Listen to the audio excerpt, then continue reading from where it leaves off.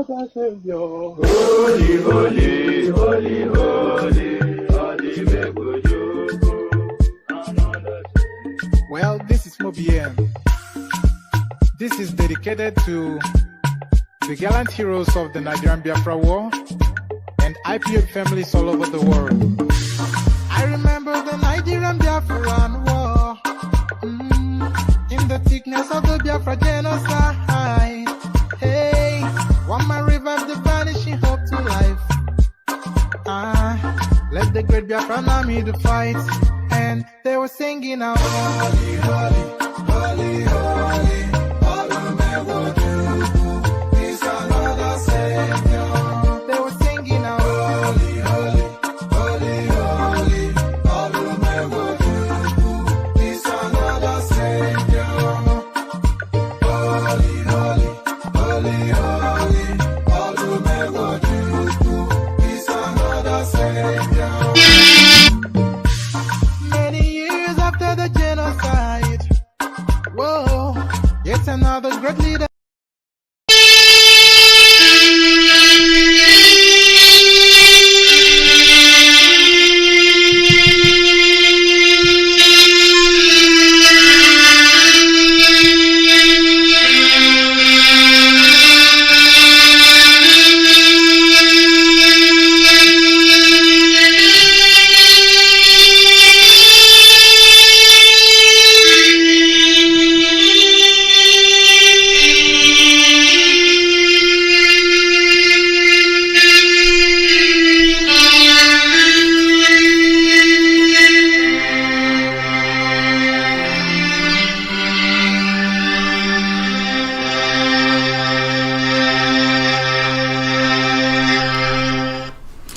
Good evening, wonderful people, great Biafrans, wherever you are residing, wherever you're domiciled around this very planet Earth. I welcome you once again to our series of relentless programming in support of those who are risking their lives on the ground, our young men and young women, trying to bring a change that is long overdue in the lives of those unfortunate enough to be lumped together into a British contraption known as the Zoological Republic of Nigeria.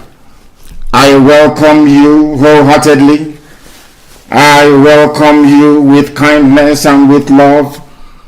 And as I do welcome you, I will encourage you to also welcome those who are around you. You must also understand that Facebook will not send you any notifications. The battle is raging.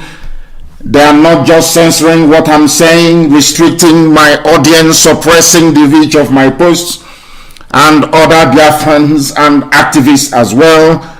They are also doing it to President Trump too.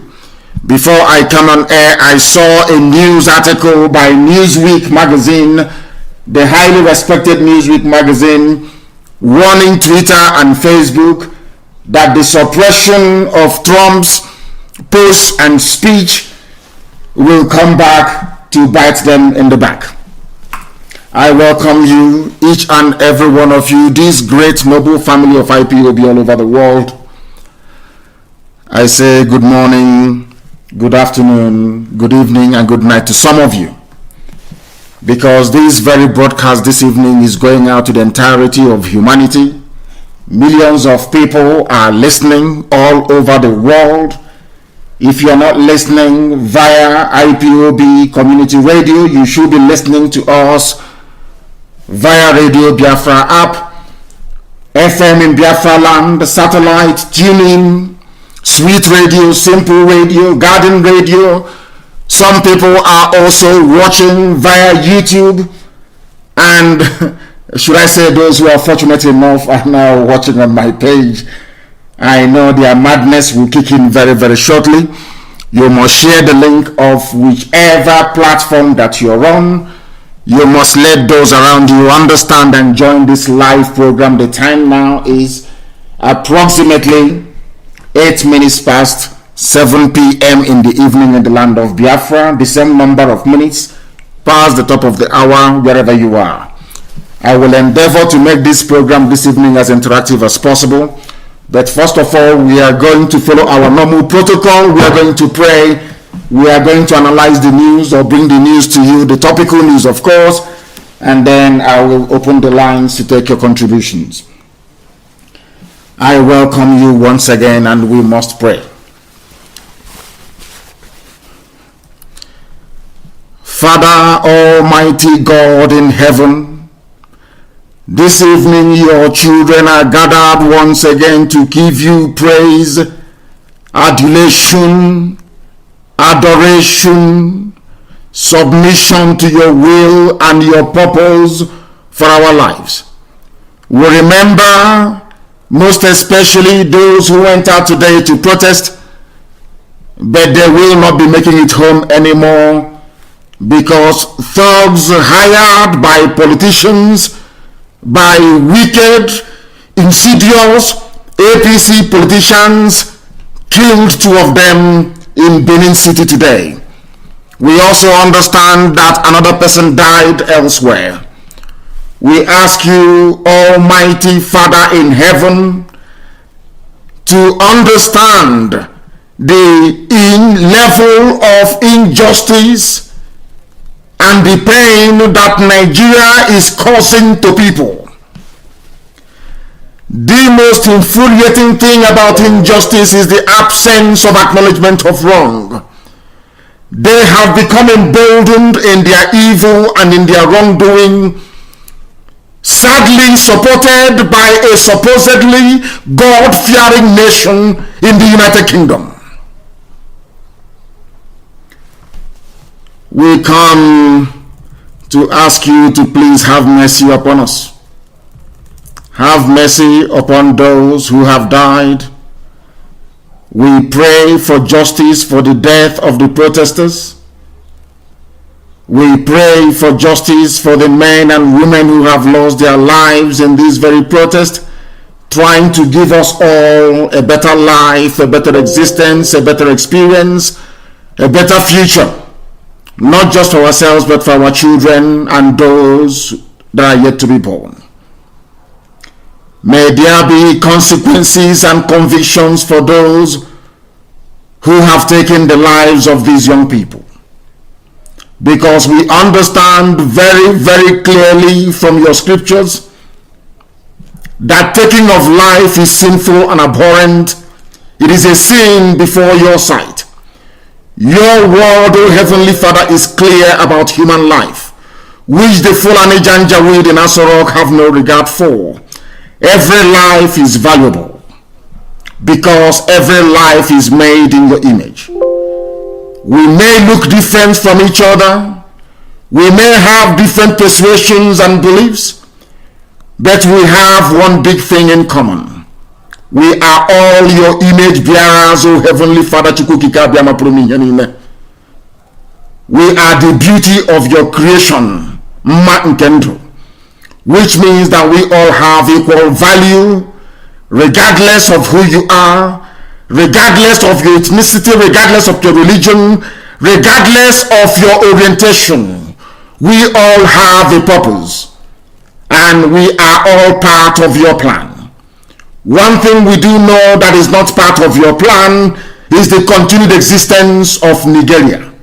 Father, you know the injustice that has occurred for decades and decades since Britain came into our lives. Not just in Nigeria, but in different countries across Africa, with races of color and classes of people.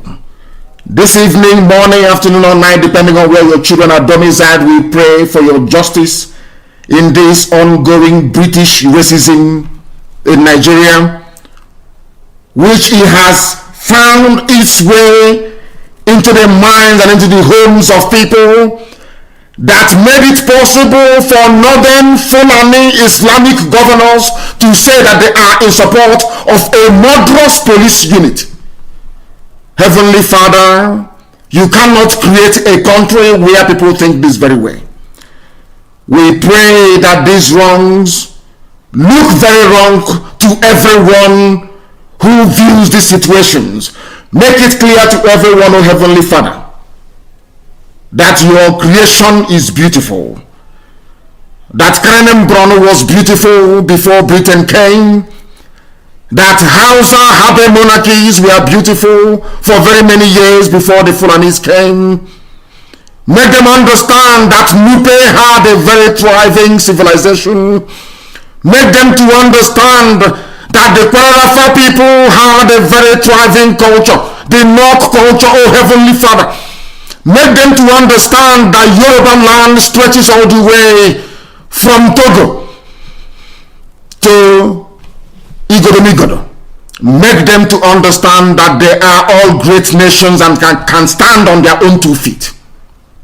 Make them understand their inner beauty. Make them to value who they are. Make them to see a sense of worth in themselves and bring an end to the injustice that is the Federal Republic of Nigeria. Heavenly Father in heaven, you have heard our prayers before.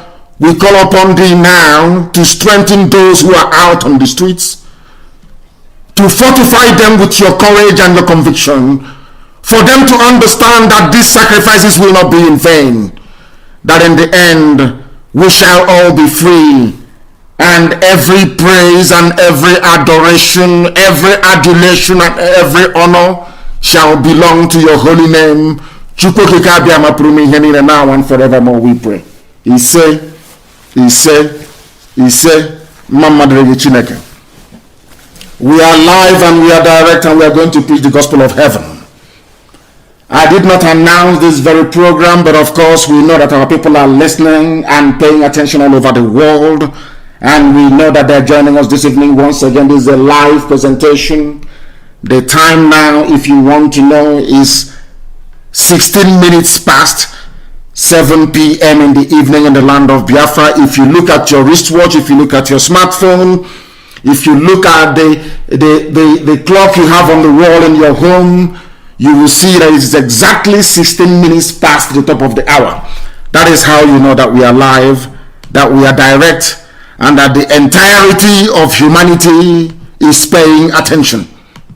This very evening, we are going to make this program interactive. It is Shabbat. So I say Shabbat Shalom to some people who are listening. Normally, I am not supposed to be broadcasting on a Shabbat evening like this, but Chukwu Kikabiama will understand because there is work to be done. We need to feed those who are protesting. We need to rally support for them. We need to make them to stay on course to continue to do this very noble work that they have chosen or elected to do. And that is what we are doing this evening. I also remember that even in the land, in the blessed land of Israel, when they were attacked on the eve of the Yom Kippur, the Israeli Defense Force rose up to go and meet the enemies of God, and they prevailed. The same thing can be said about what is happening in our land this very day. A lot of people are dying, and Chukwu Kikabiama would want me to preach this very gospel this evening. And we are going to start without further hesitation on what has been happening in the zoo this very day. Because some people do not understand what is going on, but I will use the words of a very bright, intelligent, I like him as a matter of fact. I have never said this before, but I'm making it known today because he makes a lot of sense. He is a man that I read from most times. Of course, you know them up there in the north. Once in a while, after drinking furadinunu or drinking the blood of cow, which is what they normally do, they go off tangent. But that wouldn't stop me from acknowledging them when they say something that is slightly decent or something that we can intellectually digest. There was a question that this man asked them. Sheikh Husani is from the north, one of the few that I can actually say is genuinely educated. There was a question he asked the northern governors, those of them that came out to support the continued existence of SARS. And I want people to listen very attentively this evening, because this is a lecture. I want people to begin to reason the way that IPOB does all over the world. That is why people say we are very smart, we are very intelligent, we know where we are going, and that we are master strategists because we know what we are doing, believe you me. Sheikh Husani said something. But before I go on to say what Sheikh Husani actually said, I want you to ponder this very simple question. Why do you think that Fulani governors came out from the north to say they are in support of SARS? Do you think they just spontaneously, rose up to say, we are now going to support SARS? There was a lot of meetings behind the scenes. And some of you will be shocked as to what I have to say this very evening. The people behind that very effort is British High Commission in Abuja. They are the ones that asked them to do it. You know what they want to do? They want to create in the mind of the world, because end SARS have gained momentum all over the world. It's trending everywhere. What they want to do is to say that not the whole country is in support of this very effort. That is a section of the country. The same divide and rule, the same game they've been playing from day one. And of course, the Fulani, they want Nigeria to continue, because Britain said to them, if Nigeria doesn't continue, you're finished. You have nothing. Education, you don't have. Economy, you don't have. You have nothing. The only thing you have is that AK-47. And those bullets we have given to you. Use it to terrorize other people. Use it to subdue them. Use it to make their lives miserable. That is what they have done, and that is what they are doing. That is what they are going to continue doing until we put a stop to it. Now the question is this. Northern Fulani governors, why are you in support of the continuation of SARS? I will answer the question for them. It's because Nigeria is not one country and can never be. People from the south and the sizable chunk of the middle belt, they reason differently. If nothing tells you about the palpable, very visible, tangible division that exists in Nigeria, SARS is a very clear example of that. A very clear example. I'm sure there are sensible, very reasonable people up in the north, in the Sahel north, wishing to join this very campaign, but have been constrained or prevented from doing so by the local politics that obtains wherever they are. I will ask you again, why would a section of the country, if at all you claim that Nigeria is a country, why would a section of that very country want to go against what is a popular trend all over the world, acknowledged even by some members of the British Parliament, that this very SARS unit is awful? Why would those that will look at you tomorrow and say we are Nigerians, they say we want Nigeria, these governors from the north, they claim one Nigeria, they are aware that SARS are killing people in the south, innocent young people, men and women, raping them and killing them. They are aware.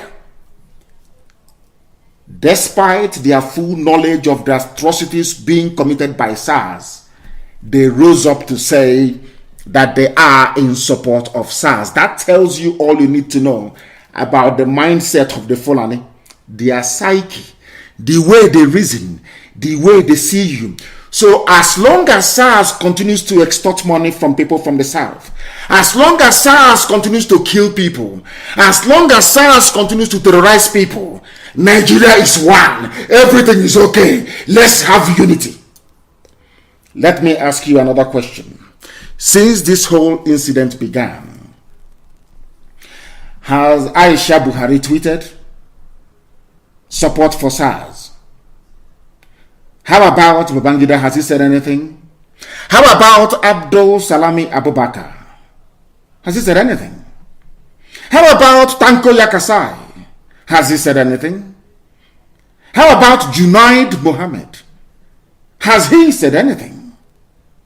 No, they will not say anything, because they live by terrorism. They live by killing people. That is what they do. That was what Britain schooled them to understand. That is the reason why they have limitless number of people going into the army, going into the navy, going into the police, going into the customs every blessed year. Any department, any paramilitary that handles AK-47, they are in the majority. Understand this thing very well. This is something that I want our people to digest this very evening, morning, afternoon, or night, depending on where you are. Before I go into what Sheikh Husani actually said. Some of you shout one Nigeria, one Nigeria, one Nigeria, one Nigeria every blessed day to please your northern friends, your northern partners, your northern governors, all the rest of them. But imagine the way they are thinking. Everybody has quite rightly condemned SARS for the killing spree, for the extrajudicial executions and all the rest of it. And somebody who is a politician in a country that claims it is an enlightened democracy will come out openly, somebody voted for by the people, and say that they support such a murderous unit. That tells you all you need to know about your fake one Nigeria.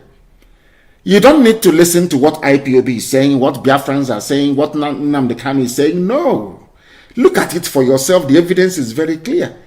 What is the justification for Sokoto governor, that boy that wants to contest to be the president of Nigeria? Why are you're a young man, the Sokoto governor is a young man, I'm older than him. Why would you come out to support the killing of innocent people, young people in the South? I want people to understand. Those of you saying we want one Nigeria, what are the governors from the North doing supporting SARS, that is a killing machine against young women and men from the South?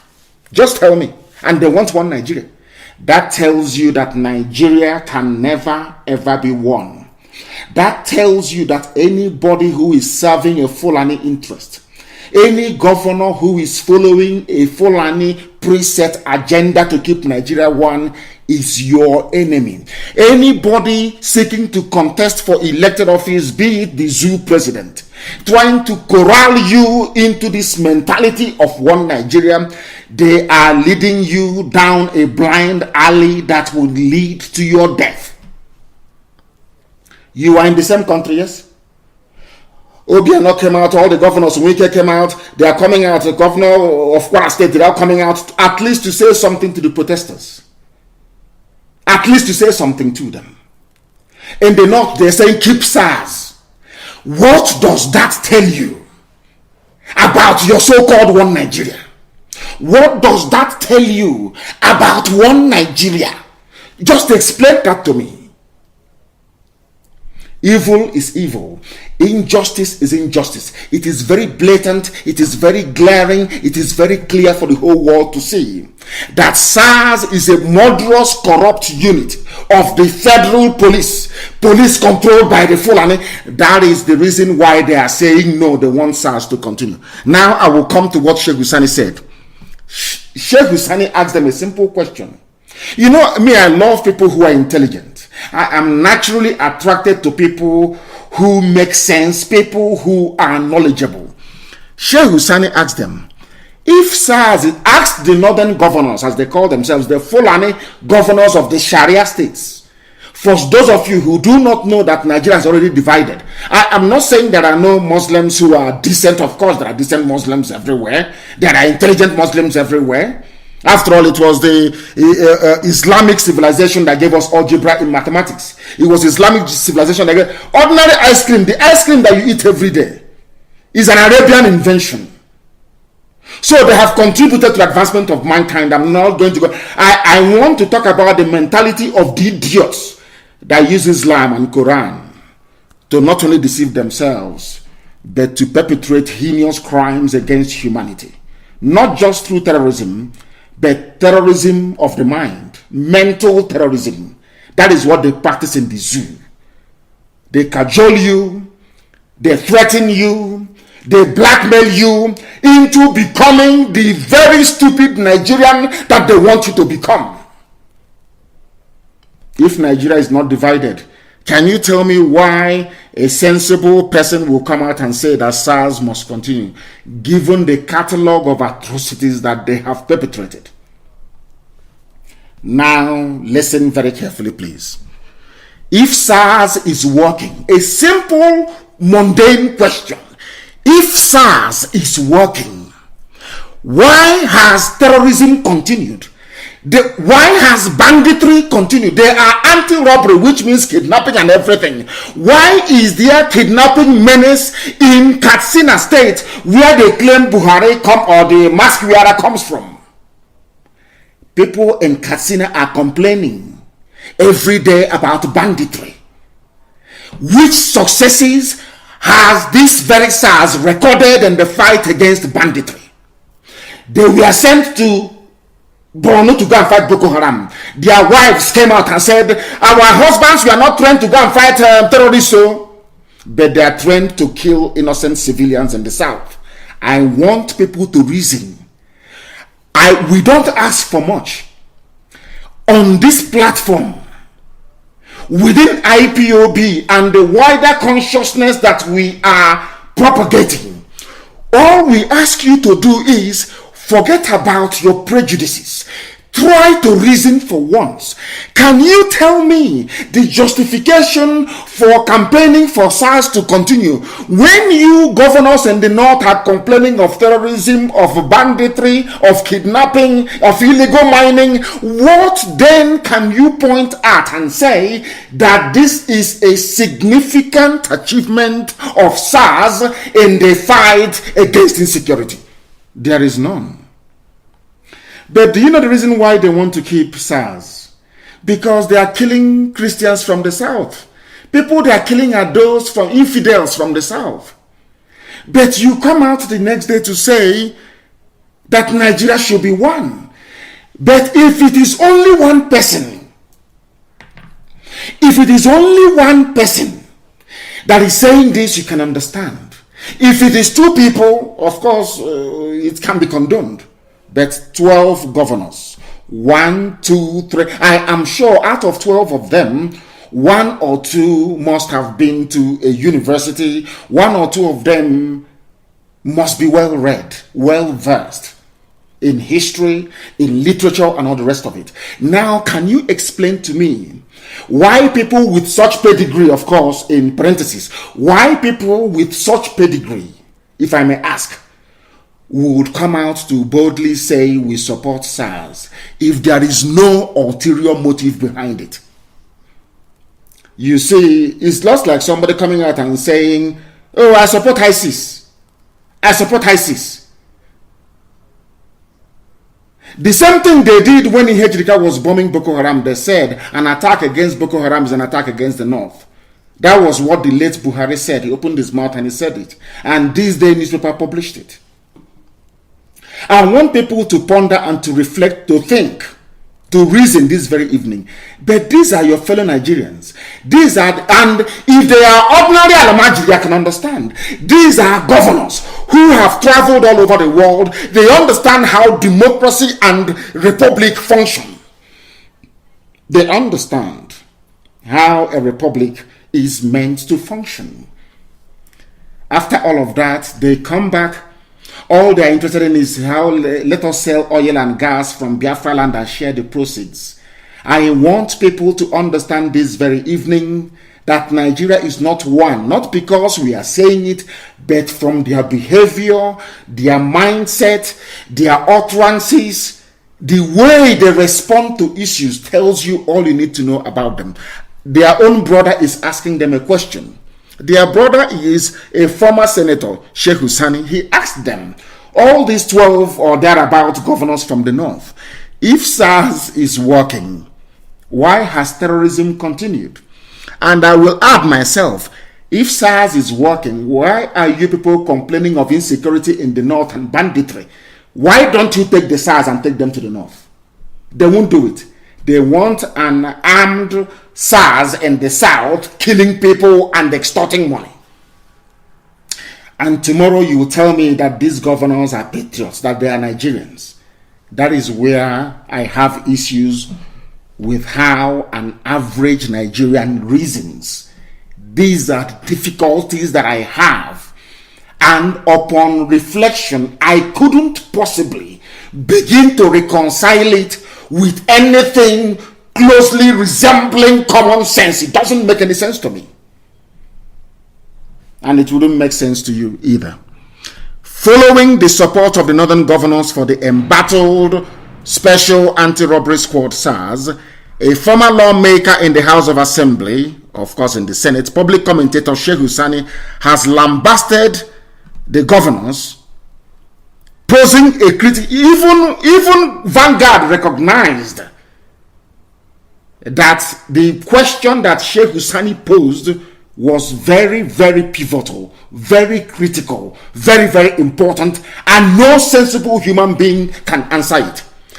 When people say you don't like Nigeria, you hate Nigeria, I want to lay a foundation for them to understand that what you are fighting and seeking to defend is indefensible. Indefensible. In law, in logic, in reasoning. It is indefensible. You cannot defend it. Tell me why 12 governors, not one, not two, not three, 12 of them, Fulani, they came together and issued a statement saying we support SARS. That tells you about their mindset. That tells you the same mindset they are bringing to your so-called one Nigeria. Now tell me how that country can develop if there is no universality of acknowledgement of wrongdoing. How can people from the south see something wrong? People from, I wouldn't say people from the north, governors from the north, they see nothing wrong. How can you form a consensus that is necessary for the economic, political, and social advancement of a nation? Please explain that to me. Do you see that Nigeria is naturally divided, by nature divided? I can live with people from the Middle Belt. I can live with Oduduwa. I'm being honest with you. In a country, heaven knows, I can, because you can reason together. You can understand each other. You can understand what pain means. You can understand what suffering means. You can even come together to agree a way to mitigate all those difficulties. But in the north, they do not see it the same way. It is not hatred. Nobody hates anybody. I just want people to understand that the way things stand, the way the northern governors are reasoning is not how the southern governors are reasoning. They approach the issue of SARS from a very narrow parochial viewpoint, only trying to defend the Fulani interest. They are now seeing it that if you disband the SARS, you are disbanding an armed formation of Fulani with which to intimidate and to terrorize people with. It's as simple as that. Now, do you understand why we say things we say and the way we do it? I will continue with Sheikh Husani. He's an intelligent man. I must give him. You know me, I give credit where credit is due. He's a very, go through his write-ups and his tweets and you will see he's a very brilliant man. The northern governors, he wrote, if SARS is working in the north, why has kidnappings and killings by bandits and terrorists continued unabated? A simple question. They cannot answer it. But let me even help Sheikh Husani. What is the justification for keeping SARS if the banditry, kidnapping, and criminality is so rampant in the north? Why? What is the essence of keeping them? They can't answer that one either. Recall Plateau State Governor Simon Lalong spoke on Thursday, the 5th of October, after a meeting with the person they claim is Buhari in Abuja. He is the chairman of Northern Governors Forum. You know, they're very clever. The same way they picked Gowon, who was a Christian from the Middle Belt, as the head of state.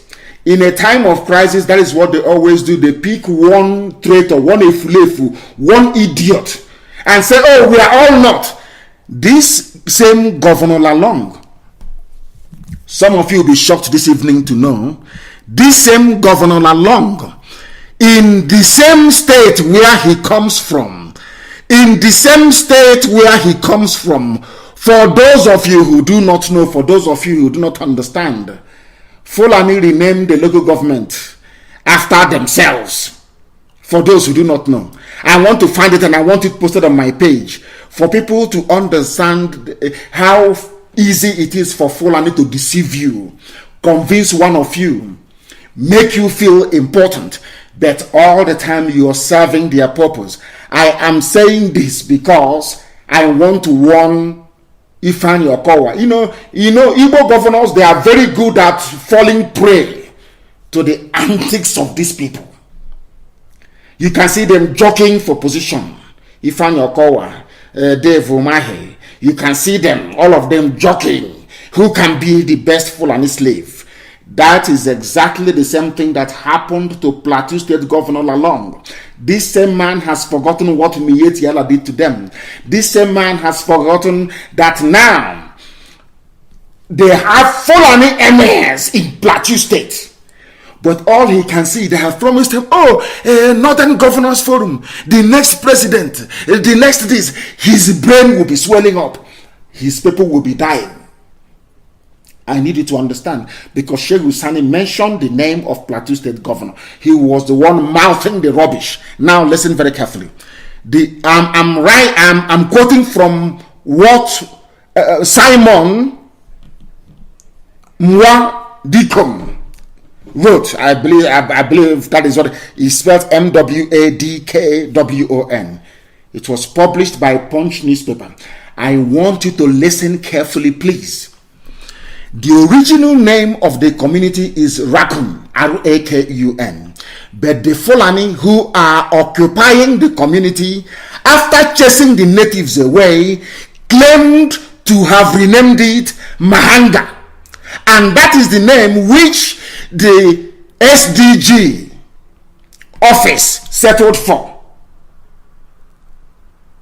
To add insult to injury, the federal government equally named a school after a Fulani leader.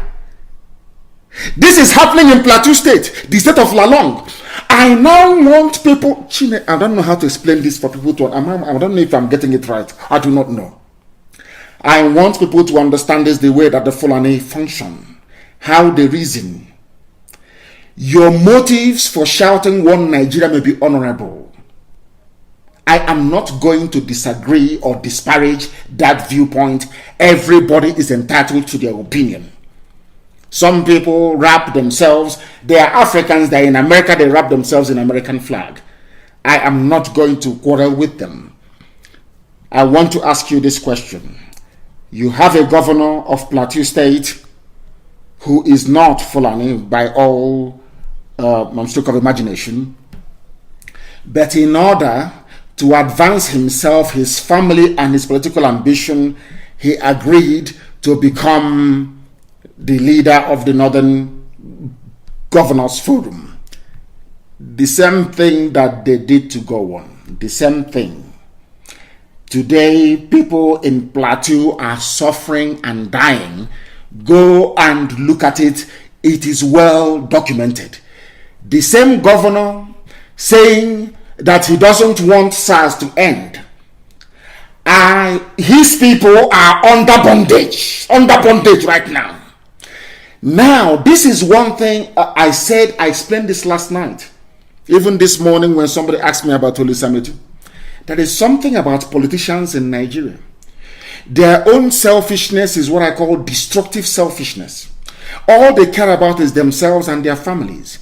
Because of political office and promise of higher political office. This is what is happening in Plateau State. They have a community in Raccoon. The Fulanis came and renamed it Mahanga. And their governor is there defending Fulani interest. The same thing that they want to do in Ebonyi State, and we said no. The same nonsense that Ifeanyi Okowa is trying to do in Delta State, and we are saying no to him as well. Do you see how they reason? Do you see how the grand stratagem of the Fulani, how they operate. They take a weak idiot amongst you. They raise that idiot up, give him high political position, and promise him many more, and say, now go and carry out our agenda. And that is what the governor of what's it called? What the governor of Plateau State is doing. You must understand this and understand it very, very well. You must understand it very well. Our people must reason. Our people must reason. Our people must reason. They must reason. They must be able to reason. That is why we are here. The governor is from Plateau State. I will go back to what what's his name, Sheikh Husani was saying. Some people said, I'm quoting Sheikh Husani, some people said that they don't want SARS. Some said they want SARS, better reformed SARS. Let us not just say we are throwing away the baby with the bathwater. If there are good ones, you don't chase them away. Lalong said. What can be good about Nazi party? What can be good about a police unit that have over the years extrajudicially executed countless numbers of people? That is Nigeria for you. And that is why I said that these youths on the streets, they need commendation, because for you to rise above that Nigerian mentality, that mediocrity, that stupidity that comes naturally to a Nigerian, for you to rise above it, to come out on the streets to protest, it means you have seen the light. That is why I commend them. And I also commend Sheikh Husani for what he has said. But the British involvement doesn't stop there. It doesn't. It doesn't. Because there was a report, these days they suppress my posts to Facebook, I don't know, that is entirely up to them. You can go there and see the letter for yourself. A UK agency questioned over financial support to SARS. I don't know what Britain wants to do with us. I don't know if they want to kill everybody with the help of the Fulani. Then now Fulani will be their caretaker, and they'll be collecting rent. I wonder, is it the same Britain that I see people every day, civilized people, honorable people, decent people, brave people? The people that work for the British Foreign and Commonwealth Office, which planet did they get them from? That's what I'm asking. I'm not going to condemn Britain. No, of course not. But the foreign FCO, the Foreign and Commonwealth Office, what is wrong with them? I ask. What is wrong with them? Can anybody please explain that to me? What is wrong with them? I ask.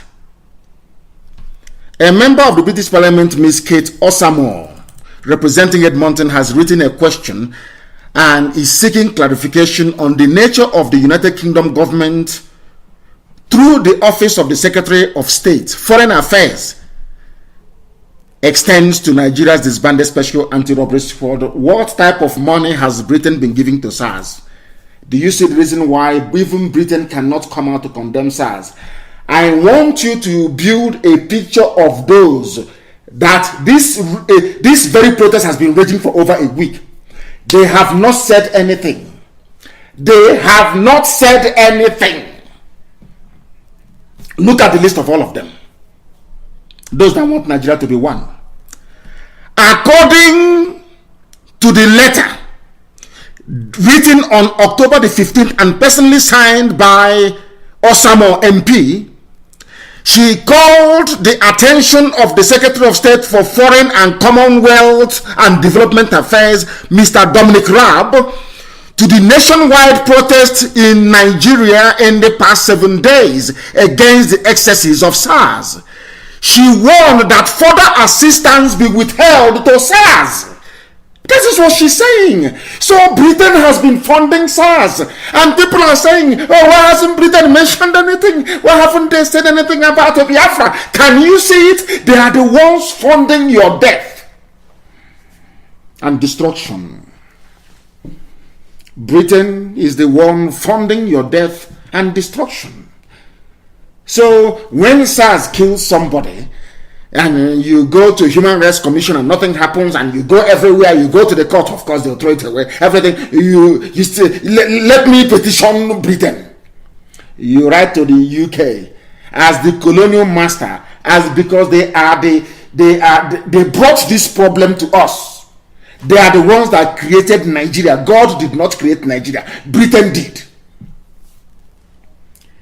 And that very letter or petition they'll just shred it.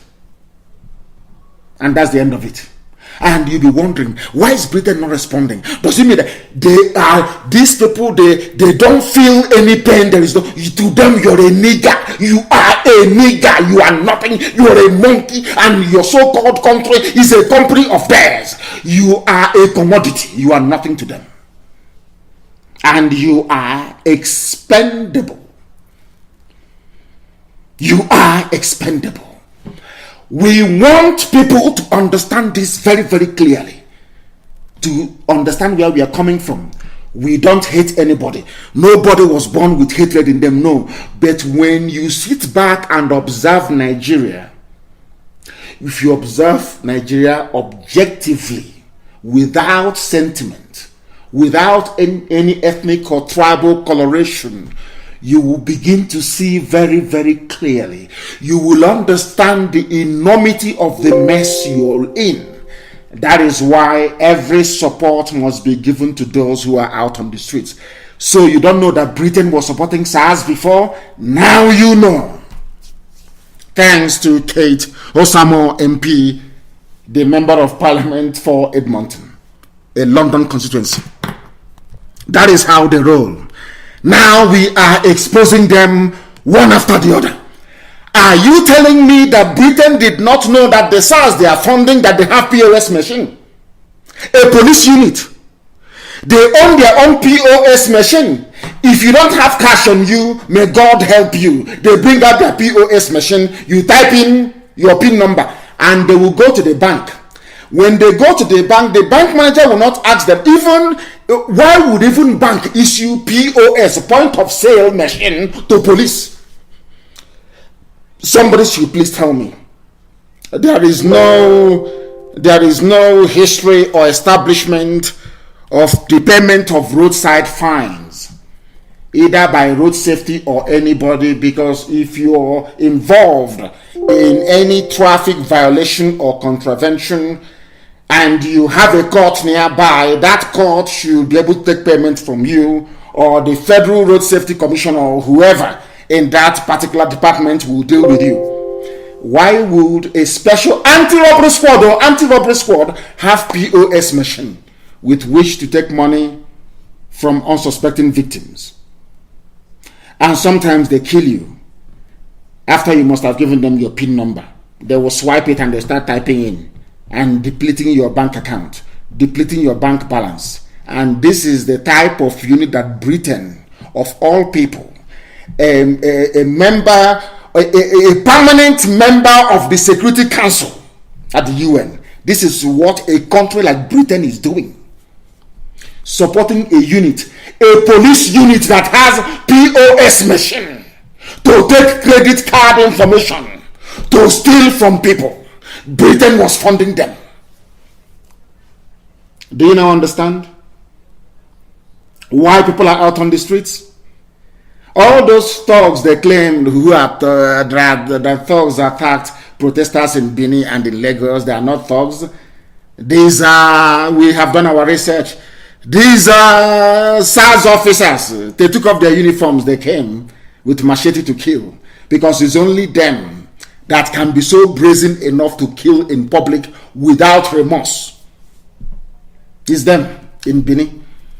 And we shall go into that later on, and such nonsense will not happen again. I wasn't happy when I heard it. Who did this to Nigerian people? Those of you that call yourselves, because I'm not, I'm a Biafran. Thugs we are seen attacking protesters. Police we are watching them, encouraging them, police encouraging them to go and attack protesters. I don't know if people are actually, I don't know, in this UG, I don't know if they actually sometimes factor in the consequences of what they're actually witnessing or what they are seeing.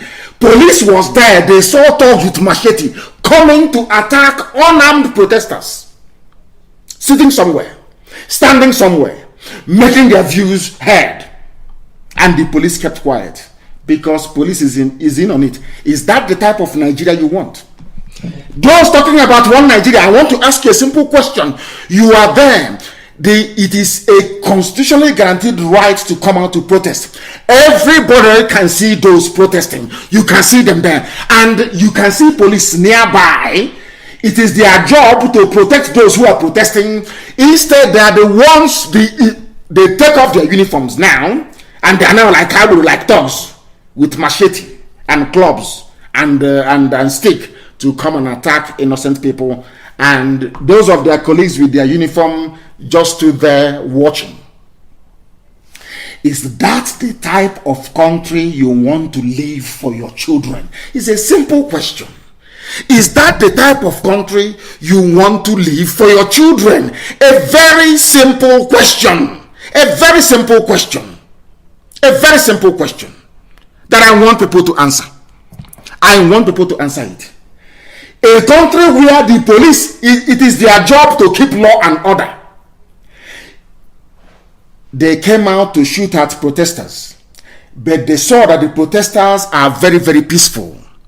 Instead, there are people now coming to attack the protesters, and they kept quiet, and they are there just watching as armed thugs who are their colleagues, but this time around dressed like mad people attacking those who are protesting. And I want to ask you again, Mr. and Mrs. One Nigeria, is that the type of country you want to live for your children, where police, having been to police college, having graduated from having left secondary school, having been to police college, they have been taught time and time again to prevent a breakdown of law and order.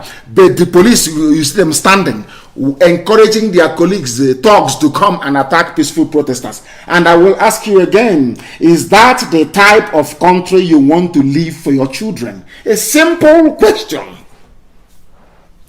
That tells you all you need to know. Now, after listening to this program tonight, you will understand that nobody hates you for no reason. My hatred and disdain for Nigeria stems from the fact that people prior to now have failed to reason. Now they are reasoning. Now they are asking questions. I will ask you again. Do you want to leave a country? Because these days people talk about what they leave for their children. Not us, that you have to feed your parents and feed your grandparents. No. I'm asking you. Do you want to leave a country where the police will encourage armed thugs to attack peaceful protesters? It's a simple question. Because you tell me, oh, they're going to change. They're going to change. You don't need to be paid 200,000 naira a month to identify a thug with a cutlass coming to kill somebody, and you are police and you are there. Instead, you're killing protesters, fighting for you to get 200,000 naira a month. I don't know how else to explain it. I don't know if the whole world spoke Igbo language, perhaps I will try that. I don't know how else to explain it for people to understand. I will ask you again. Is this the police you're going to reform? The police that will stand idly by and watch thugs attack innocent protesters? Is that the country that you want? It is happening. It is not about Biafra and Nigeria. It is Nigeria against Nigeria. So we are asking you a simple question. Do you want a Nigeria where the police will sit idly by, controlled by a Fulani police commissioner? You see people armed with thugs, cutlass, machete, everything coming to attack peaceful protesters. And they are there just watching as people are being hacked to death.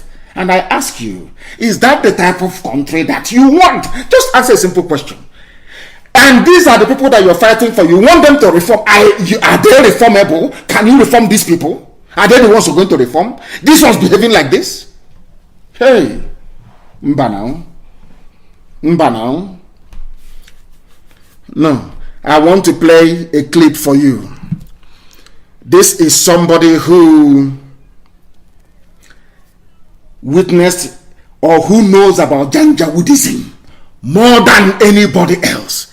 I need you to listen to him. I saw this clip. I was jumping up and down. He's a medical doctor. I was very, very happy. I want him to tell you about the history of Nigeria and uprising of youths. It's not going to come from me, it's going to come from him.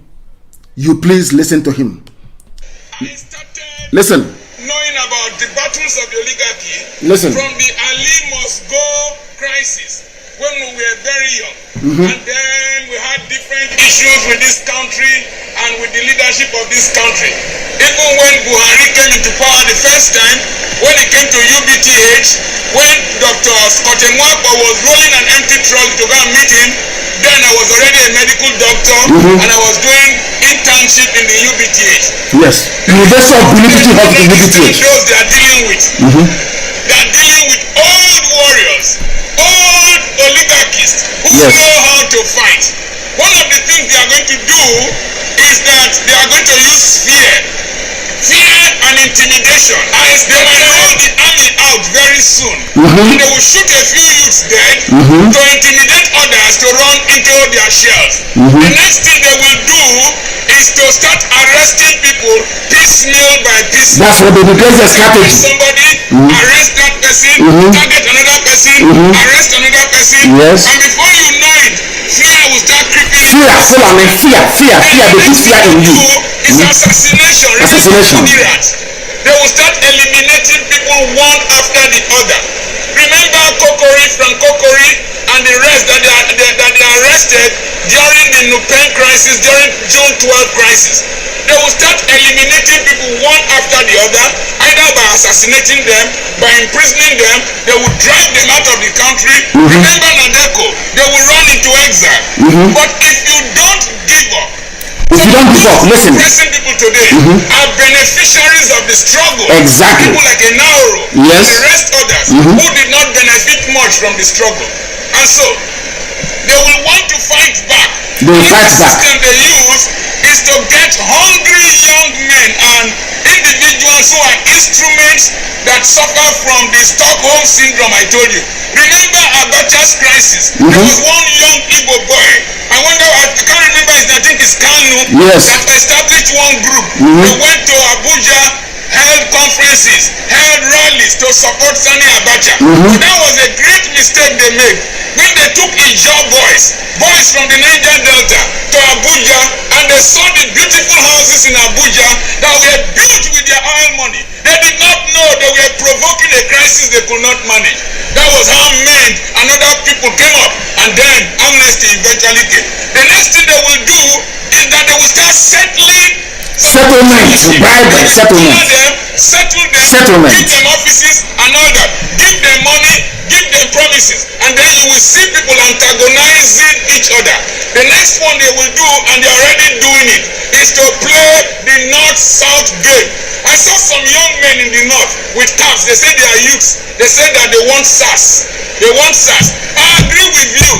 It's a democratic setting. Listen. You have crisis in the north. But let me tell you, if the army could not defeat Boko Haram, SAS cannot defeat Boko Haram. Let me tell you the truth. Those young men or whoever who came with long caps, they are not the poor of the north.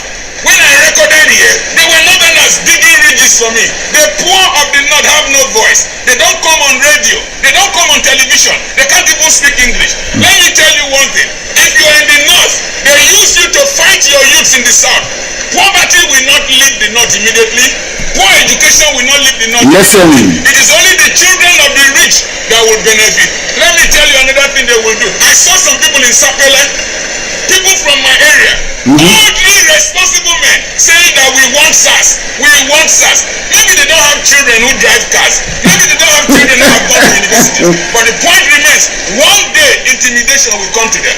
If you support a tiger, if you feed a tiger, it will eventually eat you. The other system is that if they don't use the regional card, they will use the religious card. That's what they do. Say it is Christians. It's Christians versus Islam. Say it is southern Christians that are protesting against the north. That is the divide and rule technique. It will not work in this era because in my time there was no social media. There were no hand phones. Today, everything is captured live. Today, the global arena is observing us and they are watching us. I want to suggest that the international community, United States of America, the UK, France, they should be watching. Any oppressor, don't call UK. UK is part of them. Access overseas. Don't let them travel to your countries to come and enjoy democracy while they are killing us here. Seize their assets. Let's lock down these criminals of this nation inside this nation with us. We will see who will survive. God bless you. I remain your friend, Dr. Charles Apoki. The battle is just beginning. The battle is just beginning. He has just enumerated, explained the way the Fulanis work, and that's what we've been doing from the beginning. That was why they were not able to defeat IPOB. I told you before, they work in stages. They cannot allow the police to come to shoot people in the open. No. They use their thugs to intimidate you, to instill fear in you. That is what they do, and they do it perfectly well. If they succeed, they have succeeded. Because politics is the only thing they have. The control of the levers of power is the only thing the Fulani man has, given to him by Britain. Is the only thing that Britain can guarantee him. Britain cannot guarantee him success in economics, cannot guarantee him success in any other sphere of life. The only thing that Britain has that can to give to their pets, Fulani, is power, political power. Understand this very clearly. They will arrest people, they will kill people, they will try to intimidate you. If all these things fail, the revolution will succeed. But let me also tell the parents of those who have been killed, those arrested, abducted, and those who will be abducted and arrested in the future. None of them will go free. None of them will be hanged in public, all of them. Understand this very clearly. None of the perpetrators, those that sent thugs, we were here that one of our sisters said, oh, we must Obaseki this or Obaseki that. Obaseki is in Benin. That's the thing about politicians. That is one thing I don't understand about them. Their inconsistency is frightening. Obaseki is there, and thugs are, of course, maybe he's not in control of the police. In fairness to him, the police is, of course, he's a federal police controlled from Abuja.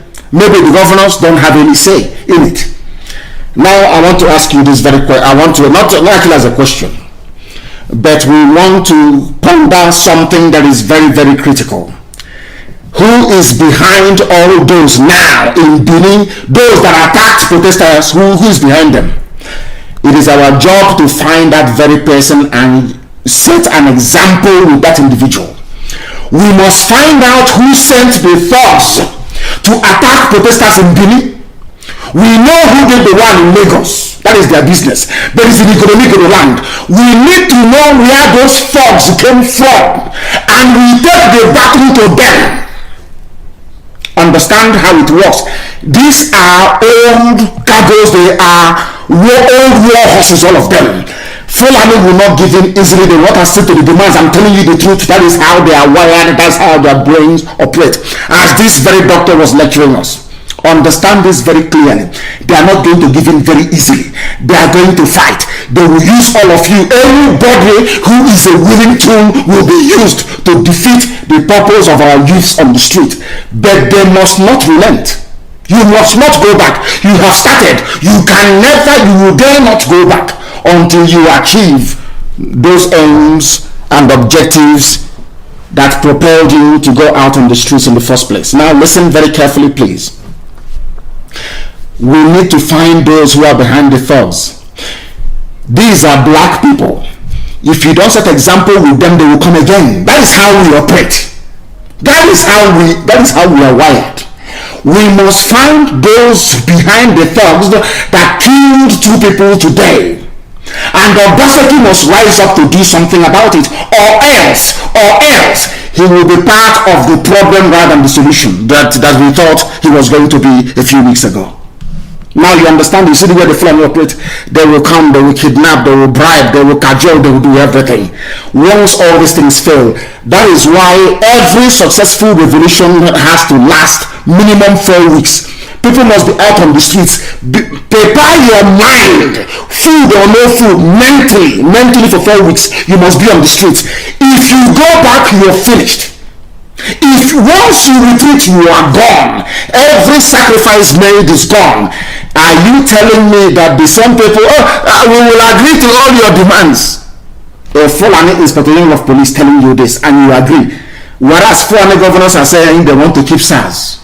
And you think they will carry out all these reforms if you leave the streets? Of course not. You know they will not do it. It's Nigeria. They won't do it. That is why this British radio company called Nigeria must be disintegrated. I'm telling you the truth. Or else men and women will continue to die. Men and women will continue to die. We must fight. The only way we can stop thugs from attacking protests is, heaven knows, we must catch who their ringleader is. There must be 2 lines of defense before the protesters. From, I don't know if they're going to be out on the streets tomorrow, I don't know. From tomorrow. And they can try that nonsense elsewhere now, not in Biafra land. We went to Okozo and they were shooting gun in the air inside Okozo SARS. That's the beginning. Any incident of thuggery? Of course not.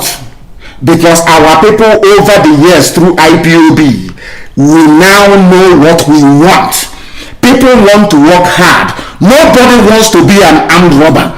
Before Britain came, there was no armed robber in our land. Before Britain came, there were no fences where we come from. Before Britain came, anybody can leave your wares in the market. Somebody will buy it and leave the correct amount of money under the tray. That is the truth. So we don't have criminality in our blood. And let me also explain, before you get married in our culture, you will go and ask if there is any criminal from that family. Once they say that family somehow you are gone, you will not marry from that family. So everybody behaves themselves, not this day and age. We must find those who are behind those thugs, get their pictures, we find them, and I can assure you during the next protest you will not see them anymore, and then others will learn from it, because we are black people. That is the way we are. Unless we see that thing happening in our before us, we never ever react in a positive way. Tell me why a human being will go out and attack. Just explain that to me. Why would a human being go out and attack protesters? Have you heard of such rubbish before anywhere in the world? Have you heard of that? And they come, they kill people and they go free. What type of nonsense is that? How many are there? From Monday or from tomorrow, every protest must have 2 lines of steel. Let them go through the first line of defense and the second one before they get to the protesters. The young ones must be defended. That is how you do protest. Since they want us to do protest black African style, the people must do protest black African style. There must be 2 lines of defense. 2 lines of defense. Once they are coming, you hit them first and they will go back. That is the way they behave. Fulani is somewhere remoting them, asking them to go. So Britain can now, the people doing the damage is Britain. Some of you don't, we cannot get that into your thick skull. The people doing the damage, do you know what happened today? Britain will take the headline of the paper and go to US and UN and say to UN, it's the South, it's Christian South. The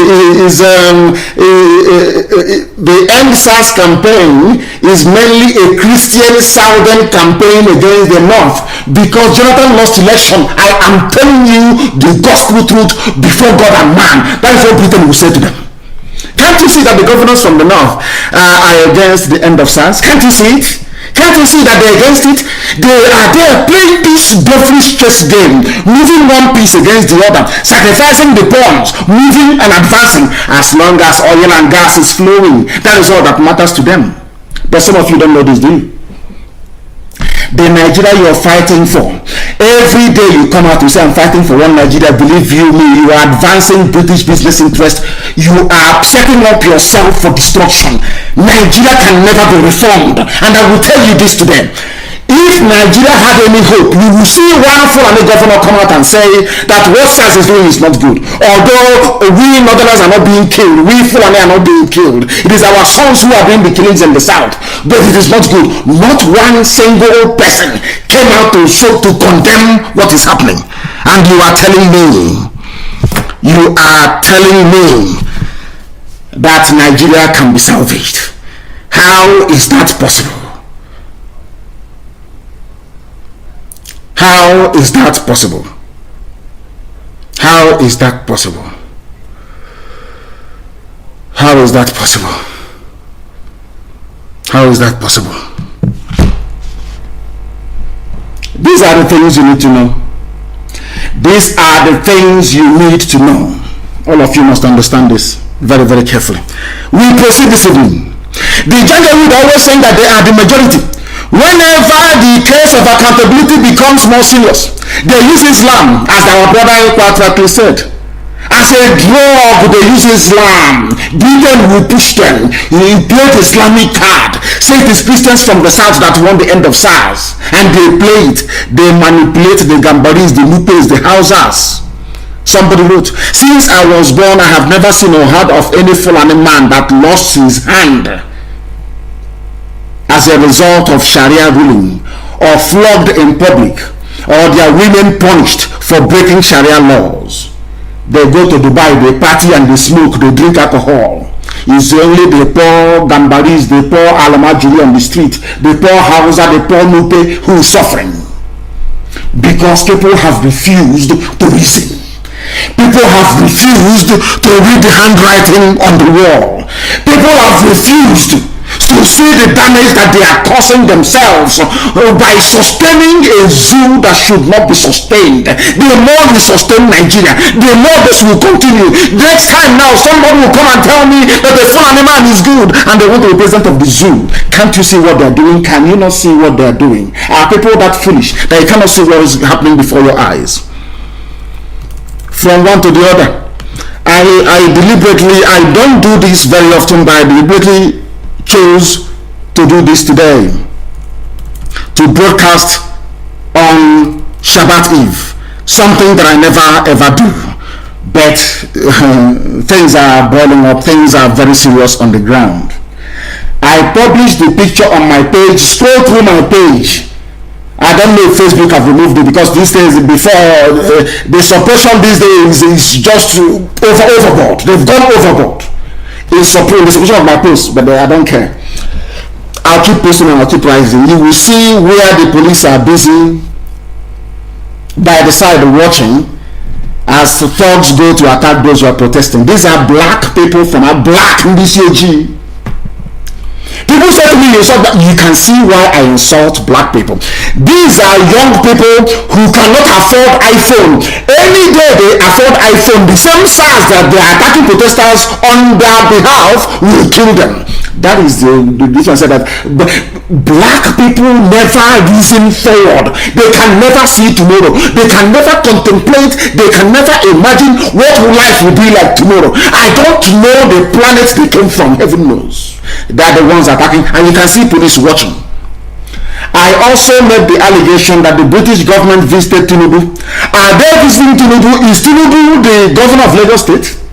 Is Katrina Land going to Tinubu? Is Tinubu the president of Nigeria? But they went to Tinubu to say to him, 2023 right, is around the corner. Are you there? Are you keeping quiet? That one said to their thugs from Mission, go and attack them. And tomorrow, somebody, a human being, will rise up to campaign for Tinubu to become the president of Nigeria. Black people in this UG, inability to reason. They don't reason. I can't say that anymore because the youths are out on the streets, and they are reasoning. The youths are out on the streets, and I believe that they are reasoning. They are reasoning. We are live and we are direct. Go and look at the picture of Katrina Lang visiting Tinubu. That tells you all you need to know. Britain is everywhere. They go to the south. They say to Tinubu, bring out your thugs. They go to the north, they say to northern governors to convene and support SARS, not knowing that it was Britain who has been funding SARS all along. Britain, they pontificate about human rights. They talk rubbish about human rights. You people must rubbish, lip service, give them money and they shut up and support evil. A first world country, an advanced society, playing the type of dirty politics that will even make third world dictators ashamed of themselves. Why must Britain behave like this? Why all the time? Britain, why are you scavenging like a vulture? Playing all these silly little white man games, knocking these niggers, knocking their heads together. That tells you all you need to know.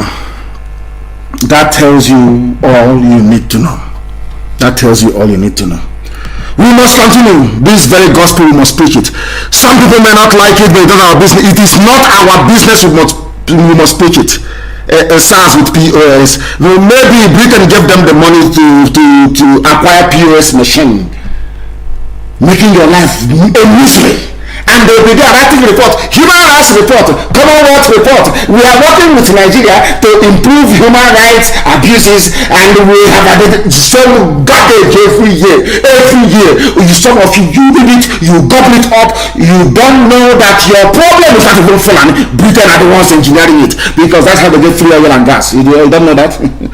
That's how they get their free oil and gas. The more you talk about one Nigeria, the more you talk about your pain and your misery. Last thing, if you bequeath your children with misery and idiocy from the zoo. That is why we must continue. Ottawa.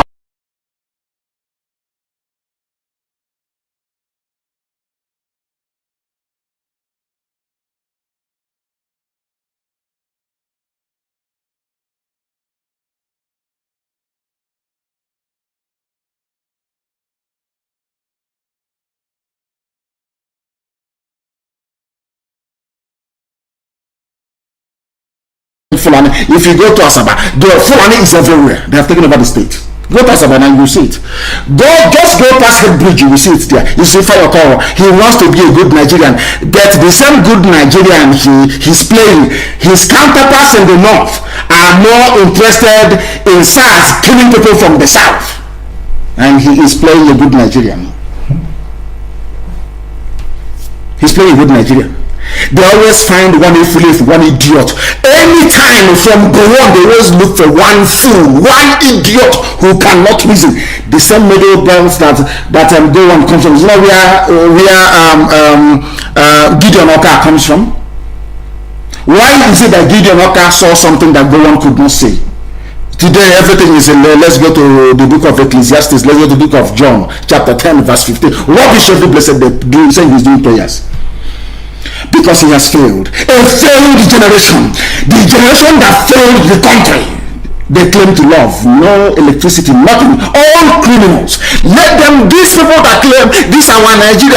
Name one thing you have achieved for 60 years. Name one single thing. Nothing. Those that struggled and built industries, you destroyed them.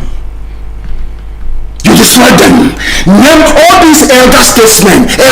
Can you tell me what thing you have achieved? You want us to give you respect. You want us to bow down before you. Give me one singular achievement you made in Nigeria.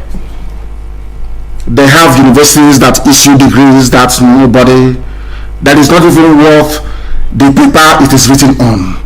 That is the Nigeria they gave to you of no electricity, where SARS will come and murder you, where they will destroy your livelihood and nobody will care, where they rig elections before your face, they buy you bread, they buy you protein bag in your eye, they rig it. You cannot do nothing. What type of country is that, I ask you? That is why they must remain on the streets. They must remain. If you want to change, you must remain on the streets.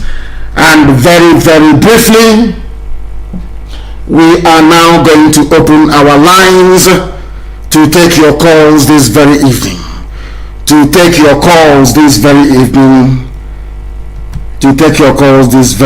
Please. Our lines, we will be open shortly. Our Skype is there. IPOB2020 at outlook.com. Our Skype is there, please. If you want to call us on Skype, you are more than welcome to do so. IPOB2020 at outlook.com. Those who couldn't get through in the morning, they can get through now. If you cannot get through in the morning, you can get through now, please. Very, very important.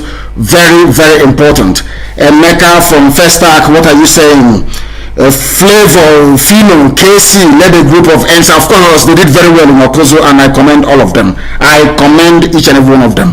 I have a caller on the line. I have seen your picture now. If you have called before, do not call again, I beg of you. Allow other people to call, please. If you have called before, don't call again. The caller on the line, can you hear me? Yes, please, sir. How are you, sir?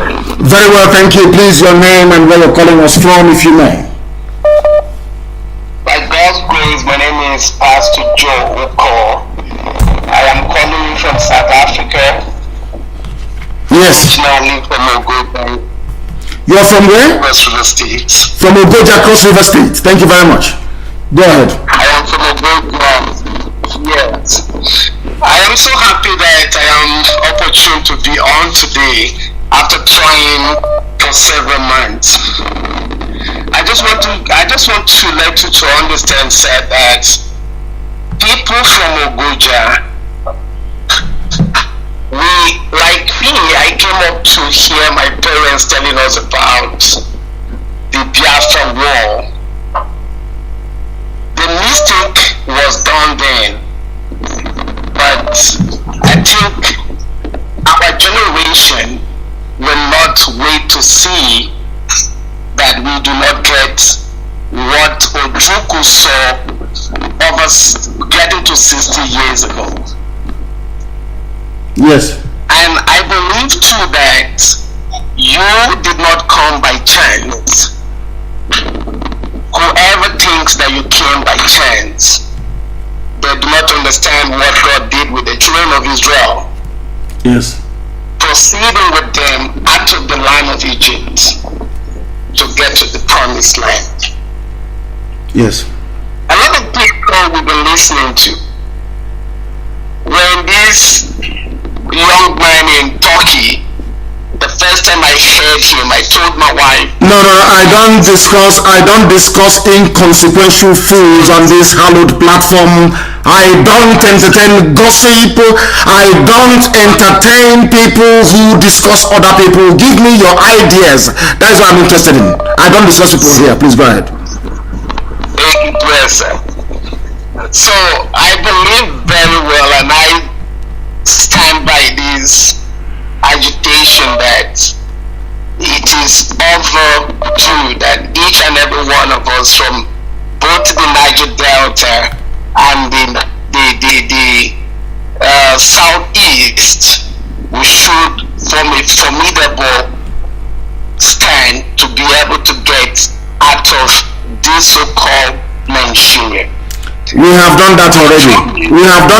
Mind you. That's why we have IPOB. There is nothing like Niger Delta or Southeast. We only use it to describe it for those who cannot understand. We have the indigenous people of Biafra. We are also in Ogoja. There is no relay station there. We are building it. When we finish, there will be one in Ogoja as well. We are all one Biafra. I really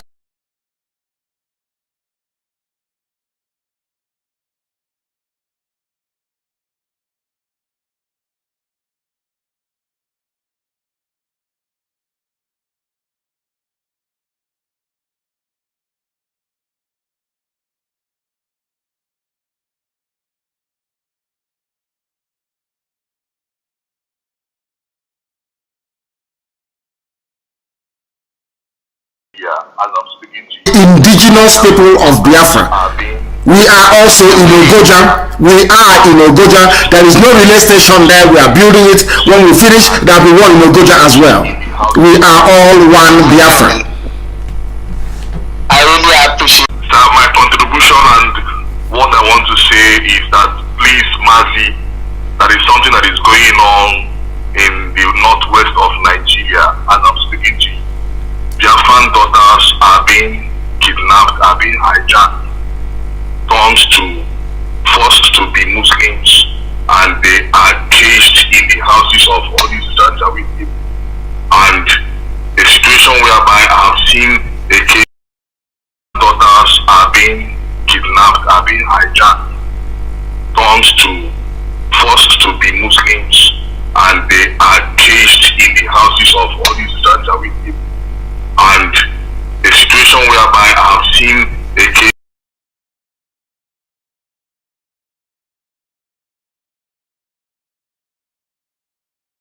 in Nigeria, as I'm speaking, daughters are being calling all the way from UK, but this is a first-hand information that is happening here as I'm speaking to you. Thank you very much, my dear brother. What needs to happen is that their parents will need to be brave enough to come forward to speak. But I'm sure that most of the parents will not say anything because most of them have been supporting one Nigeria, saying they have chemists, we have shop, we have motor spare parts in the north.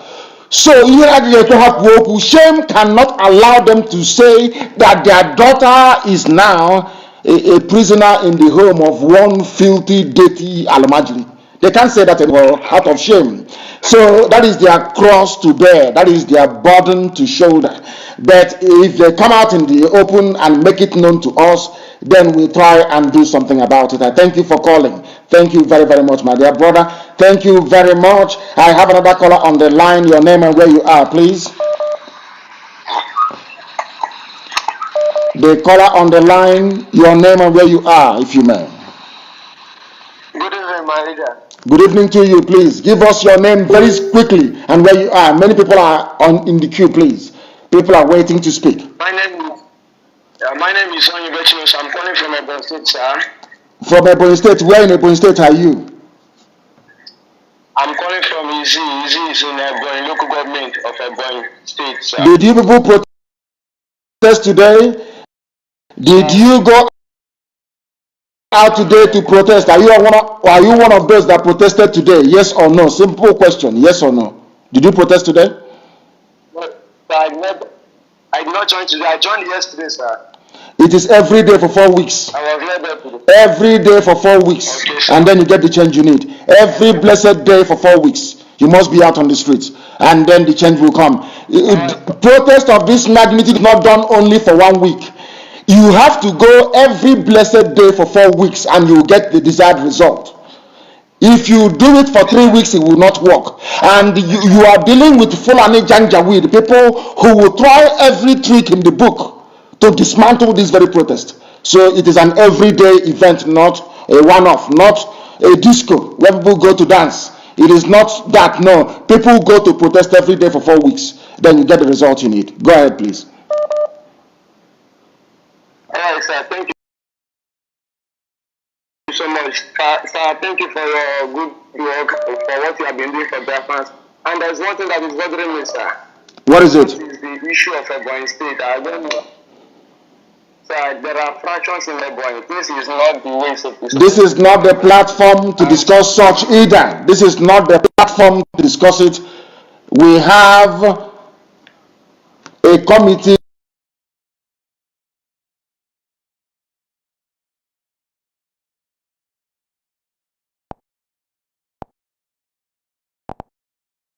for Biafrans. And there's one thing that is bothering me, sir.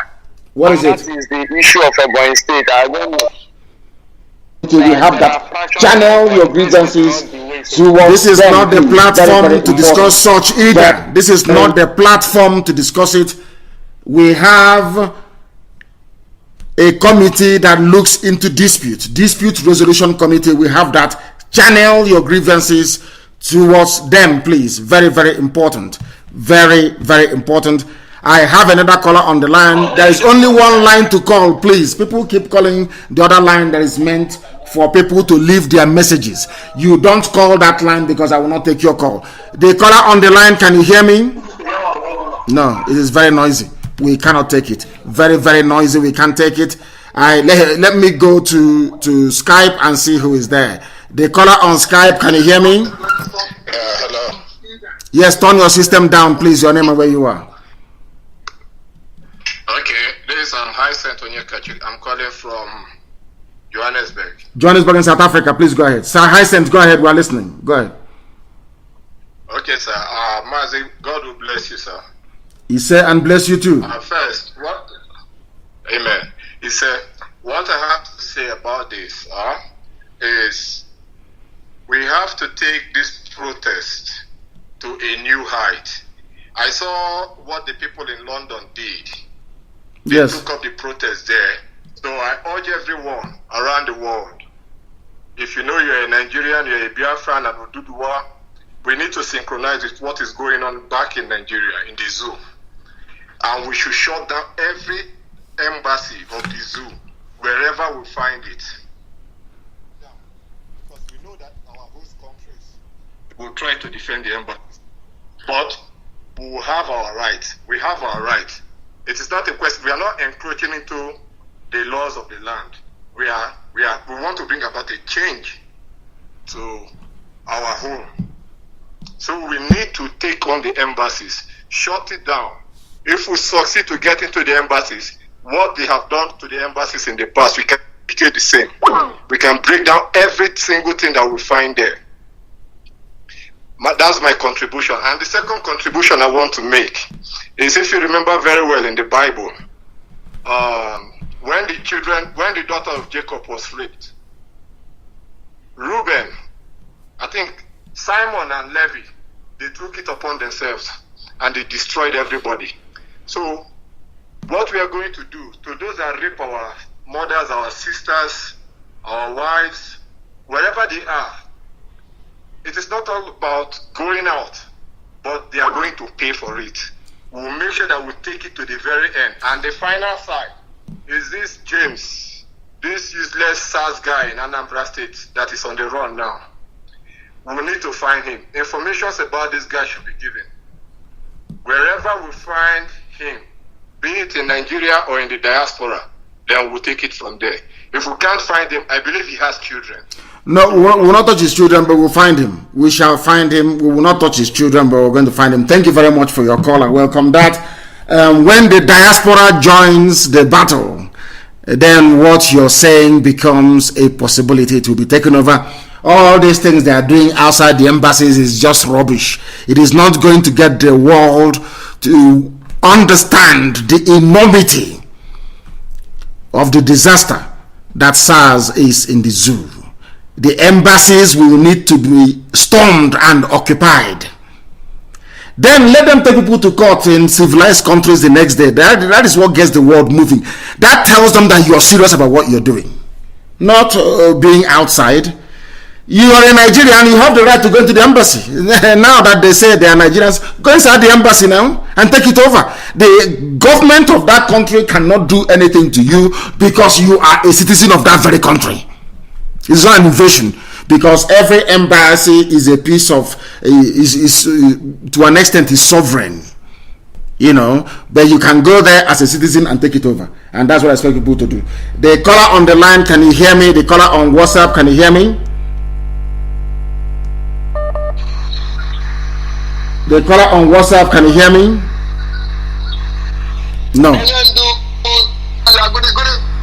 Good evening to you. What is your name and where are you calling from?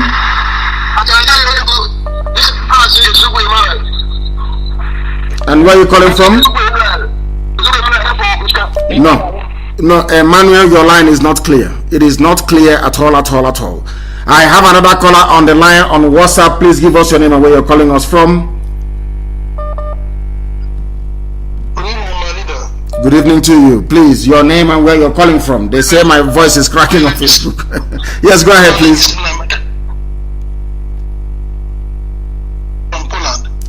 What is your name again?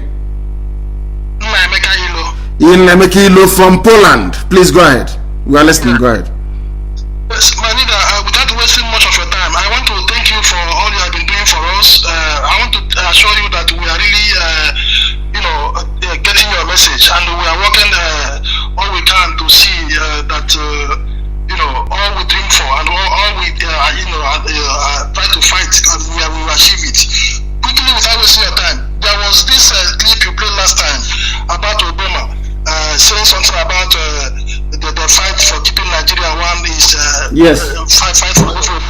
There is something I quickly want you to add to that, so that people can read more meanings towards that. I would like you to add in that, after that Obama clip, ask people, they should find Obama and ask him. He is saying that people should fight and keep Nigeria one, but he ruled America for 8 years, and he never deemed it fit to visit Nigeria for one day. He came to Africa and he went to Kenya, but the country, the so-called Nigeria, he's saying that people should fight and they keep one. He didn't visit, not even single one day for 8 years. So I think by the time people will reason this way, I think we can make more headway in questioning that is nonsense claim. Obama has no regard. Nobody values him. He was an abject, complete, corrupt failure. Go and look at what is coming out. That was serialized by New York Post. That was yesterday. That Facebook have refused to carry. Twitter have refused to carry it. This is the truth coming out about Obama, Biden, and Clinton. Go and see it. You will see that a typical black man, he went there and he became the most corrupt president in US history. Very, very sad indeed. Thank you very much for your call. And we shall do exactly as you have said. We are unstoppable. It doesn't matter how many they make my voice to crack on Facebook, they remove people, all that rubbish, but we are still preaching the gospel of redemption, the gospel of hope. If you have called before, some of you don't know that I recognize I know you can change your profile pictures, but I can see some of you. I know you called in the morning, you want to call again. What type of nonsense is that? It's not good. Allow other people to speak, please. The caller on the line, can you hear me? The caller on Skype, can you hear me? Good evening, Mazi. Good evening to you, please. Your name and where you're calling from? My name is Mazi Michael Kanu, calling from Enugu, Biafra land. Thank you very much. Please go ahead. We are listening. Go ahead. Please, the problem is that what I want to say is about the SARS. SARS is not really the problem. The problem there is the solution there is end Nigeria now. Even if they end the SARS, there's another squad called Anti-Kidnapping Squad, which I'm a victim of the division. When they kidnapped me on last year, being 2019, around March, I was there for like a month. Raise your voice, please. Speak up. You're talking very low. Raise your voice. Let us hear what you're saying. Please go ahead. Hello, I said SARS is not only the problem, even anti-kidnapping squad. So the solution is to end Nigeria totally. Ending of SARS or all those stuff are not the problem. It's to end Nigeria. So that's what I want to say, sir. Thank you very much, and you have made a very valid point, which I am sure a lot of people will identify with. The caller on Skype, can you hear me? No, not at all. They are not paying attention. They are not paying attention. A lot of things seem to be. But tuning is working. If one platform is not working, I asked you yesterday to download about 5 apps on your phone. It won't cost you anything. It won't cost you anything. Download it if one, because we are in a war. They will attack us. You can see what Facebook is doing. These people, Janjaweed, they have money. Fulani have over $30 billion to fight us with. Why don't you understand it? They will bribe people, they will get hackers, they will do everything possible to stop us from preaching the gospel of heaven. If you're not listening to us on one platform, you go to the other one must be working. You can see what Facebook is doing, distorting my voice, removing people. That is what they are paid to do. After all, people were paid to go and attack protesters. That's exactly something that Facebook is doing. Attacking people who are preaching the gospel of life itself. Supporting Satan and supporting evil. Facebook will suffer for it, I'm telling you the truth. I pray that Trump wins so he can clip their wings. when Trump descends on them now, he will say, hey, he's acting like a dictator. But you can see how Facebook is behaving, playing God. Keep reducing people. When you're tired, you will stop. But I'm going to continue preaching. After this, there will be a replay as well. So you can do all the nonsense you like. You cannot stop us. And these are black people in Lagos doing this. These Yoji black people. I wish that SARS can go and stop them on the way going to work at Facebook, collect their iPhones from them and shoot one or two of them. Then their eyes will open.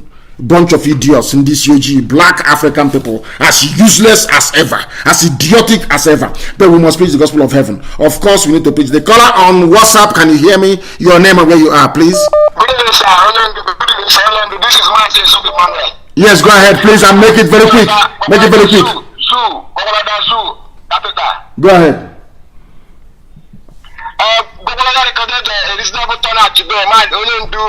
My name is Ezugbo Emmanuel. I humbly serve as a coordinator here in the zoo. Gobolada today recorded a reasonable turnout, and our able PRO, I called him, and he made a video. He did the media work, and it was sent to the appropriate place. Yes. Onyendu, I have something to chip in.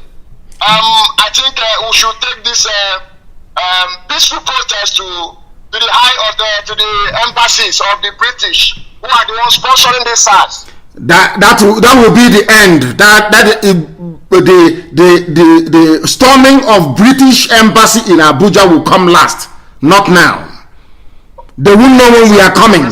It will come last, because the world must know that is the citadel of every iniquity happening in the zoo. It is the high temple of corruption. It is the high temple of everything that is wrong in Nigeria. It is at the British High Commission in Abuja. That is what is happening, and that is what I must keep preaching, because it is the truth and nothing but the truth. They will get it, but not now. People must understand how this protest unfolds. It has stages: stage 1, stage 2, stage 3, stage 4, and in 4 weeks or chrono. But we must be resolute and determined. Resolute, and not also, please, the young people who are protesting, because it is nothing to do with IPOB. The young people who are protesting must continue what they're doing. They must continue. The caller who happens to be on Skype, can you hear me? Yes, please, your name and where you are, if you may, please. Oh, please, I don't have time for this, please. I only speak once. If you don't get it, that's it. The caller on WhatsApp, can you hear me? They are not paying attention. Let me take another call. I'll take another call. The caller on WhatsApp, can you hear me? Hello. Yes, please, your name and where you are. When people keep saying hello, it's because they want to hear their voice come out on the radio, and I'm not going to put up with that crap. Not now, not tomorrow, not ever. I don't like it. I hate it. I do not like it. The caller on WhatsApp, can you hear me? Hello. Yes, please, your name and where you are. Your name and where you are, please. Mazi, sir. My name is Ifai Chukwu. I'm calling from India. Ifai Chukwu from India, please go ahead. We are listening. Go ahead. Yeah, so I commend you for your good work. For what you are doing is so great, and I commend you for that. I say, may Chukwu continue to bless you. You say? I want to make kind of a contribution in regarding on what you said earlier when you started broadcasting. Yes. You said to the to the protesters that they should have a two-line defense. So I want to suggest that to sustain these protesters for more weeks, we can give them some IPOB volunteers. No. Once we go to the lines of the protest, the dynamics will change. it will change completely. You saw Okoso SARS.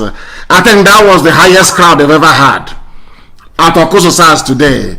So once we appear on the front line, Britain will say to France and to Germany, they have come, they want to divide our company.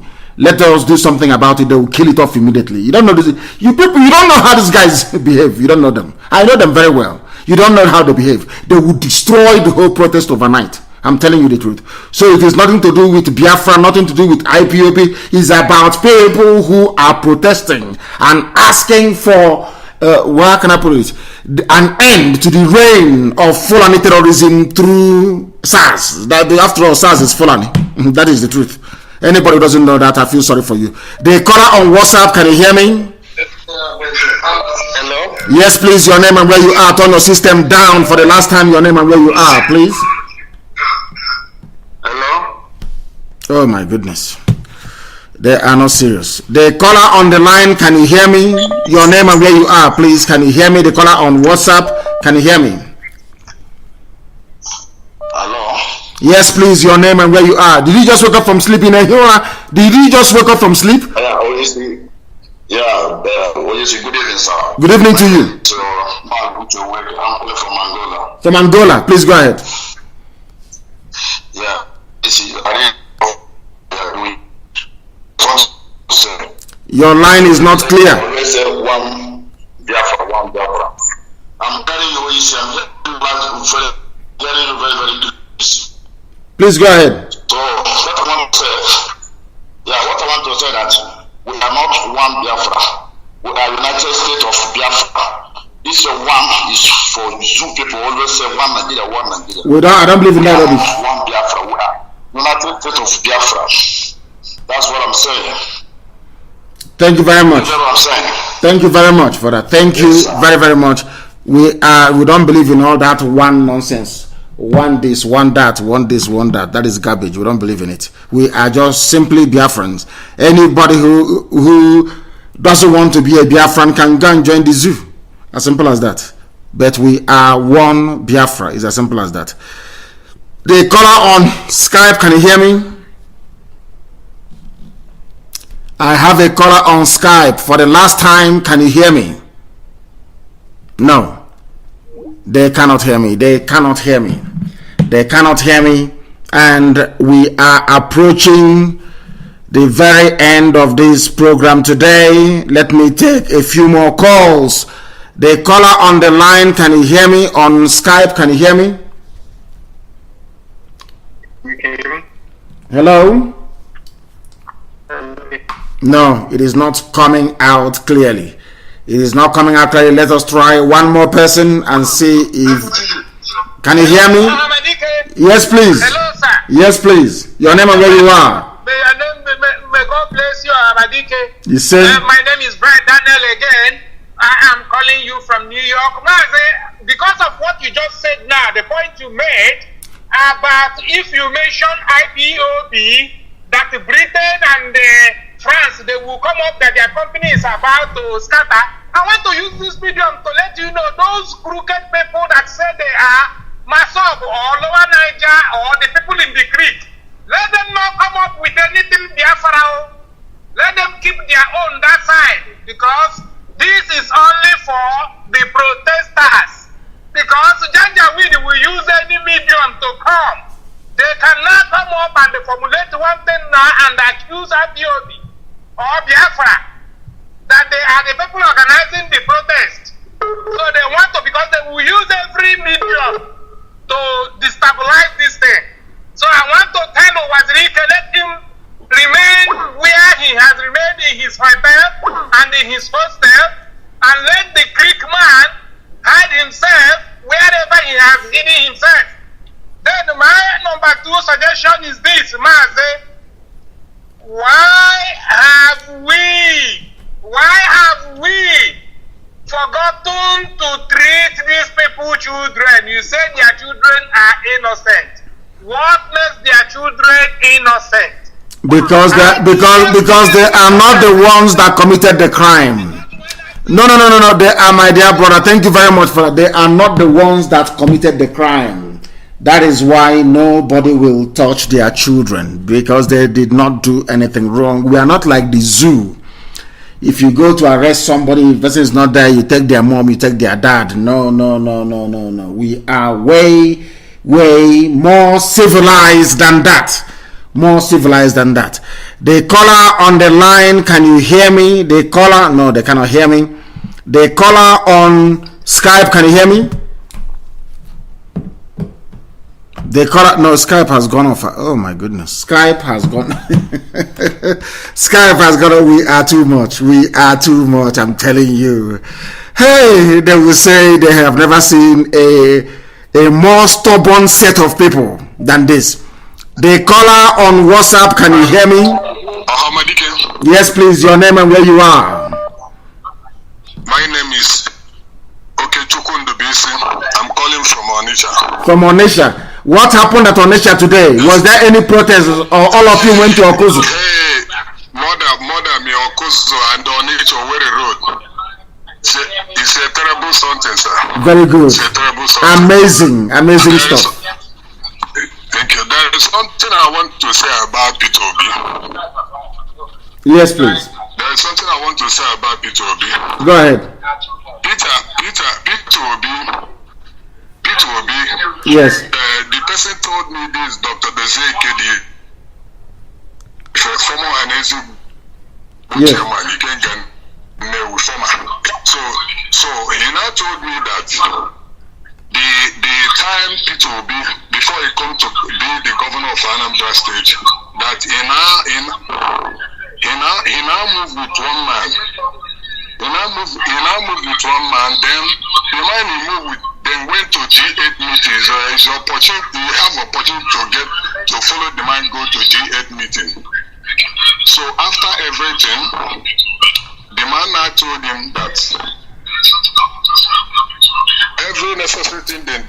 No, you are listening to the voice on the background, and I will not have that. You may have a very good story to tell, but I was listening to a background noise, which sounds like my voice. The caller on the line, can you hear me? Yes, good evening, sir. Good evening to you. Your name and where you are, please. My name is Chukwuemeka Alfred. I'm calling from Rome, Italy. Thank you very much. Please go ahead. We are listening. Okay. I want to ask about this protest that are doing in Abuja and Lagos. Why not for Imo State? Because I'm not hearing anything about Imo State at all.